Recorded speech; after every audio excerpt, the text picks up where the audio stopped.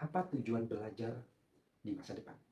Dari berbagai literatur disebutkan bahwa belajar di masa depan setidaknya memiliki 4 tujuan.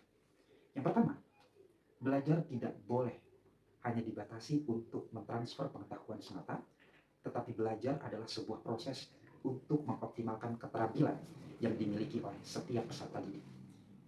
Mengapa tidak hanya dibatasi sekedar transfer pengetahuan? Karena di masa depan akan berkontestasi dengan mesin cerdas yang semakin modern dan canggih. Jika belajar hanya dibatasi sekedar mentransfer keilmuan, mengajarkan pengetahuan, meningkatkan kecerdasan semata, maka tidak tertutup kemungkinan akan tergantikan oleh mesin cerdas. Oleh karena itu, tujuan belajar yang merupakan sebagai upaya untuk mengoptimalkan potensi anak didik harus juga memperhatikan keterampilannya.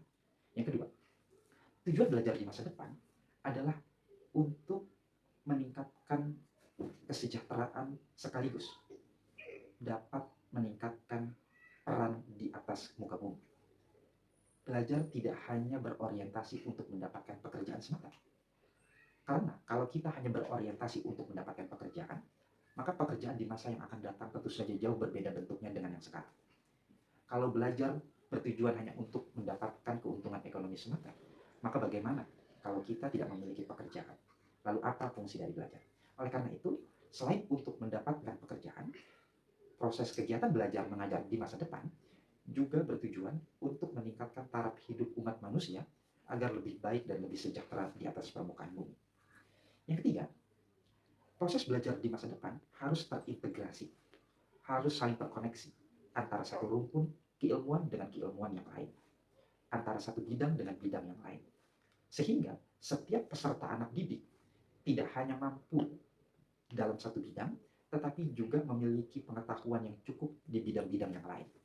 Setiap anak didik tidak lagi spesial dalam satu ilmu, tetapi memiliki pemahaman yang cukup luas di berbagai ilmu. Sehingga ketika dirinya menemukan sebuah peristiwa atau kejadian, dirinya akan memiliki berbagai paradigma, multi approach, multi pendekatan terhadap kejadian tersebut. Yang terakhir, masa belajar di masa depan tidak lagi dibatasi oleh ruang dan waktu. Belajar bisa dilakukan di mana saja secara remote. Belajar juga bisa dilakukan kapan saja. Bahkan waktu belajar tidak lagi dibatasi oleh pendidikan formal, tetapi belajar merupakan upaya terus-menerus dari sejak lahir sampai dengan wafat.